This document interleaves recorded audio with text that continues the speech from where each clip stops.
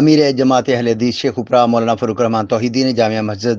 مرکز عثمان اہل حدیث میں شان اور مقام مصطفیٰ کے موضوع پر جمعۃ المبارک کے اجتماع سے خصوصی خطاب کرتے ہوئے کہا کہ نبی اکرم صلی اللہ علیہ وسلم کی ذات والا صفات کی شانیں اللہ تعالیٰ نے اپنے تمام رسولوں اور نبیوں الغرض کے تمام مخلوقات سے زیادہ عطا فرمائیں، جس کی کوئی حد نہیں۔ امت مسلمہ فقط کتاب الہی اور سیرت الرسول صلی اللہ علیہ وسلم پر عمل پیرا ہو کر اپنی زندگیوں کو دوسروں کے لیے مشعل راہ بنائے تاکہ دنیوی و اخروی کامیابیاں سمیٹ سکیں۔ مولانا فاروق الرحمان توحیدی کا یہ بھی کہنا تھا کہ مسلم امہ کو چاہیے کہ اغیار کے چنگل سے نکل کر حقیقی امت محمدیہ بن جائیں، وگرنہ امت تباہی کے دہانے پر موجود ہے، جسے قوم میں بر وقت بیداری و شعور ہی بچا سکتے ہیں۔ امت واحدہ ہونے کا عملی مظاہرہ کرنا ہوگا۔